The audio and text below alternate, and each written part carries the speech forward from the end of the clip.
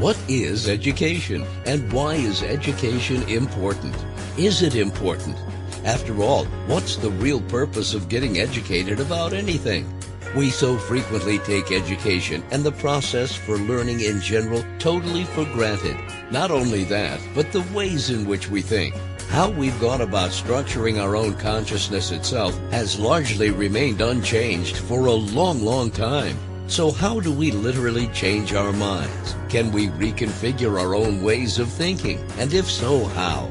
Join Dr. Joseph Atman, the founder of one of the world's most revolutionary educational centers, Middletree, and award-winning broadcaster Tammy Trujillo for Educate Everyone, and explore the mysteries of our own consciousness and the education we implement in order for it to be what it is. We continue our conversation with Bernie Hernandez on this episode of Educate Everyone. He currently serves as the Inside Out Program Coordinator for the Justice Education Center at the Claremont Colleges. Bernie graduated from Pitzer College in 2023 while incarcerated as part of the BA cohort program at Norco Prison. Bernie was selected as the commencement speaker for the 2024 Chicano Latino Student Affairs graduation at the Claremont Colleges.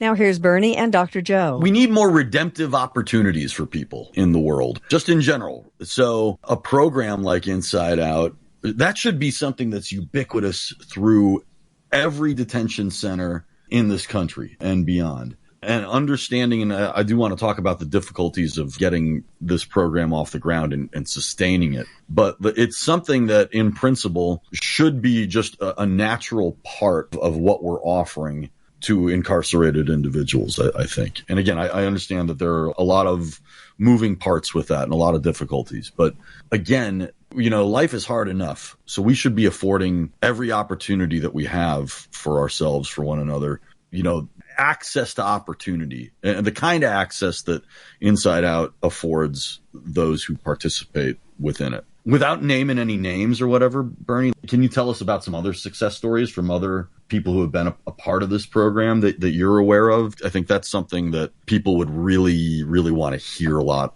more about. Yeah, absolutely. I know a lot of guys who have been in sectors of nonprofit. They become program directors themselves. Others have gone and created rehab facilities for substance abuse. And then there's some other guys who still continue their work in higher education and, you know, UC San Diego, Cypress College. They're just all just doing amazing work. And those are opportunities that the Pathways program has created for them. I can't speak for them, but I would just imagine that this is something that they may have not seen when they first began their sentence. And that was an opportunity presented to themselves while incarcerated. And it's all about just kind of taking the most out of an opportunity. And again, those opportunities just aren't afforded enough to people, I don't think, out there. So why is that? What are the difficulties with running a program like this? What are the difficulties with keeping it going? And where are you guys at right now in your own dealings with that currently? So the prison that I was at, it's actually going to be closing next year. And that's where we run a lot of our programming. A lot of the problems that come about starting a program like this elsewhere is just the will of the institutions and mainly the wardens, but also the state and just the will of the correctional facilities and the officers. Is that something that they're willing to do and bring and adopt to their institutions? Because a lot of prisons may look at it like it's a liability. They'll look at, we'll have students from campus come in, and what if something happens to them? I can only speak to my experience and just say, like, nothing has ever happened where it was ever posed as a liability when students from campus came into the prison and we took classes with them. And I think a lot of the times what I would hear from students on campus is they actually felt more safe with us than kind of being around the correctional officers. So that's really where the roadblock comes in is, will an institution have this program and will they be able to not only adopt it, but kind of cultivate it and create this culture and learning that higher education can also be served as a rehabilitational tool to help one's rehabilitation. That's just mainly where it comes from. There was a warden when I was at the prison. Her name was Warden Tampkins, and she was a champion for programs such as this, and also just to kind of create this culture of we're providing educational tools and ways to help counter recidivism for several prisoners. And so that's really what it takes, is just the will of the institution and the will of creating that avenue for rehabilitation for others. And what about funding? I know previously mentioned that this is funded through a grant. What does that all look like and entail? I can't really speak to the specifics of that, but I can just say that a lot of the private grants that are given for programs such as this, they're really being challenged right now just because of the current administration. And so that's something where it's created roadblocks. And, we want to have more funding for programs such as this. But again, it's with the current administration, it's really creating difficulties for our program. And again, there's just a lot that kind of goes into this. I understand there are concerns about safety. I think you could say that about any college campus, though, also, especially campuses, and so many of them are integrated within cities and towns and all of that. I think it's kind of ironic to hear that students felt frequently more secure with inmates than they did with working at the prison for whatever reason. It's a chance for students, obviously, to literally get outside their own campus and into a totally different environment and get to experience that a little bit. What do you think it is that students draw from having exposure from a program like Inside Out? And why is it so popular with students? And why do you think it's just so impactful in general on them? Yeah, that's a great question. I know that the outside students, which are the students on campus that come inside, they serve as a catalyst for creating dialogue, because in my experiences in prison, there's this air of toxic masculinity, and it's something where when you're talking to someone else who's incarcerated, they might have a shield, they might have their guard up. We don't allow ourselves to be vulnerable and actually kind of talk to each other on a more deeper, serious level. And so when the students come in, most of them are predominantly female, younger women, and they come in and they allow us to be vulnerable and kind of share knowledge and kind of have that dialogue and that rapport where we can actually build more sustainable relationships with each other. And we have constructive dialogue with each other where it's not always just life is easy, this and that. We share our experiences and where our backgrounds are and where we come from. And that really just creates this more deeper humanitarian level. And I feel like when you reach that point in becoming a humanitarian, you kind of get rid of all those criminal thinking patterns you have. You get rid of being a tough guy or all the things that you've grown up knowing, and you're experiencing now a different world. And just to reach and connect with someone on a human level, I feel is always the most important thing to do on a daily basis. Yeah, absolutely. And I think that from what it sounds like, it makes that human connection with people, or gives people a different experience to connect with other people that they wouldn't otherwise have. I think it's just a really interesting opportunity, again, not only for incarcerated individuals, but for students who are looking to enhance their education in a completely and totally different way. And this is something that we talk about with education frequently, just when we're talking about it in general and in conversations on this podcast and in other places when we talk about education, is that education should be more about what it is that you're learning in the classroom conceptually. It should be something that gives you a broader experience of life. And I think that just baked into this program, that you're getting that much broader experience, that life experience that I think a lot of times we're critical of education for not providing people. And this, again, just inherently affords them an opportunity to get exposed to something completely and totally different, and to people. And also, I think it puts a very human face on crime itself and the inner workings of a detention system that I'm sure you and I could have a whole separate conversation on the difficulties there. Yes. Bernie, what's going on with the program now? Where are you guys at? What can people do to further support what it is that you guys are doing? Well, all I could say for right now is that we're just trying to expand the program and continue to change lives and create this transformative restorative justice model that we've created. The reentry field is so large. I went to the National Conference for Higher Education in Prison this past year in New Orleans, and it's just such a huge network that has been built through programs like this, Project Rebound, the Prison Education Project. You know, these are all just great programs, and they have such large networks.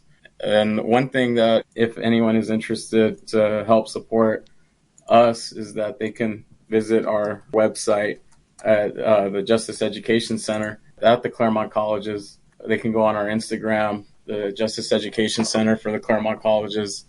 And if they're interested in donating or reaching out, they can always help support in any way that they can through those networks. Bernie, I think it's awesome what you guys are doing. I hope that people support this program for a long, long time to come, and that other programs like what you guys are doing become more common than they are currently the outlier. And I just think it's commendable what you personally have taken up here. I'm sure that it's not been easy. It sounds like you haven't had an easy time for a while with things. And I think it would have been much easier for you to probably go a totally different direction. So I will give you my own standing ovation. I'll just give you one, but I will give you my own standing ovation. Thank you, John, for doing the things that you've done. And talking to you personally, I'm just as amazed by you as I am hearing all of this on the air and on record. So thanks for doing what you do. I really hope that people get out there and support the Inside Out program more than they already have, even up to this point, and that, like I said, other programs just like it become more common. So thank you. Thank you, Joe. I appreciate that. And you do great, man, work as well. Thank you, brother. Thank you. Thank you. And now the Middle Tree Minute. This is Kristen Hernandez, Middle Tree's executive assistant. Not every student focuses best at a desk. Some students think better lying on the floor, sitting outdoors, or curled on the couch. Ask your child where they feel most focused and calm, and let that be their study spot. When students have ownership of their learning environment, their motivation increases. The goal isn't to force focus, it's to design for it. And that's the Middle Tree Minute. And now a quick look into Dr. Atman's book, A Philosophical War. You know, Joe, you talk about the kind of consciousness that human beings have enjoyed for a long time. There's a thread of commonality that runs through it. What would a new kind of consciousness look like for people? When you say that human beings have kind of enjoyed this thread of commonality, without getting too terribly deep into that, people have always had similar experiences. We all have that thread of commonality that is basically underwritten by our consciousness. So we have this thread of common experience that's underwritten by the way in which we as human beings experience phenomena, that is the world itself, ourselves, each other. So we can all relate to various things. We can all empathize with one another. And that's wonderful. I mean, it is the key distinguishing factor that makes us human beings, right? The kind of consciousness that we have makes us the kinds of beings that we are. And not just as human beings, the kind of consciousness that anything that has consciousness that underwrites the being. And this is where philosophy can get kind of real in the weeds and kind of feel itself a whole lot. But this sort of exercise is really necessary to go through in order to get to where we are eventually going. So it's a little bit of a Karate Kid, wax the floor, paint the fence kind of deal that we're, again, trudging through here. Is we have to understand and recognize that human beings have a particular kind of consciousness that distinguishes the kind of being that we are from all other being. You might want to say pluses or minuses that go along with that. That being said, it's a common thread that we've talked about here is that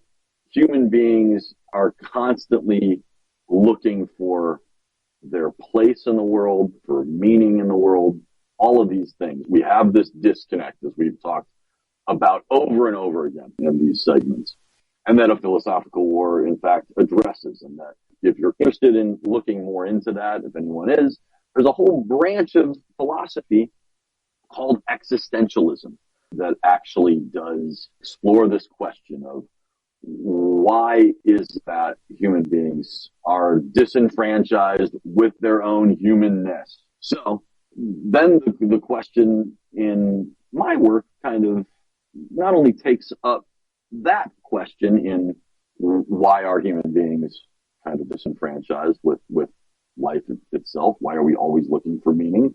Why are we always looking for something that we feel is missing or that we are incomplete? Or again, we've talked many times about how other kinds of consciousness don't have this feeling, at least not perceptive to us. Then again, the question that I'm kind of pressing forward here is, what do we need to do? How do we need to change our own perspective in order to fill that void?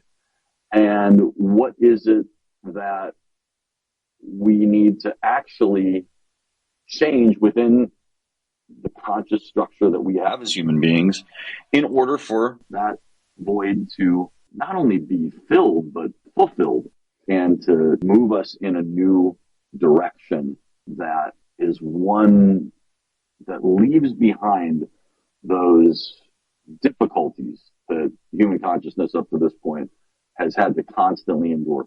Anxiety, separation, again, this feeling of meaninglessness, loss, incompleteness. What does that all look like? And a lot of psychological evaluations, you go to a psychologist, you go to somebody who's going to help you with mental health in any way, shape, or form. We're looking at that have occurred within a human being's life that has them feeling or thinking in a certain way. But when we're examining those particular issues, that is the things that happen to us just as human beings in a day-to-day life, we're looking at the events themselves. What I'm proposing that within a philosophical war that we do is we take a deeper dive. And so that when we ask ourselves, why do we feel the way that we do? We're not looking at the events per se. We're not looking at, I had a relationship that went bad, or, oh, I have a financial issue or a health issue or whatever.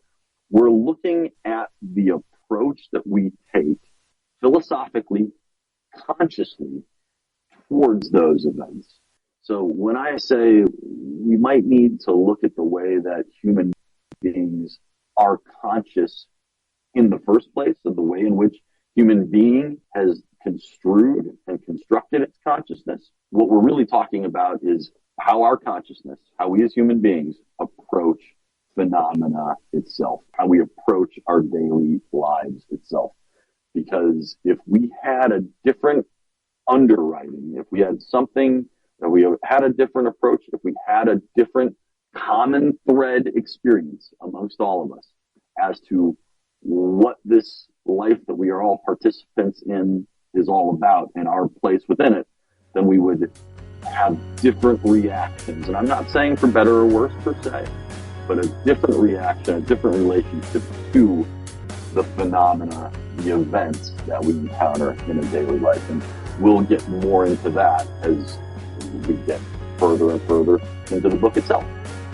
Thank you for listening to Educate Everyone with Dr. Joseph Atman and Tammy Trujillo. Join us each week as we explore the inner workings of our own minds and the educational system which builds and supports it. Also, check out our website at middletree.org to see what opportunities Middletree's programs can offer you or your student. And join us on social media. If you have any questions you'd like Dr. Atman to answer, please leave them on a post or send us a message, and you may hear them answered on the next episode of Educate Everyone. Until then, thanks for tuning in.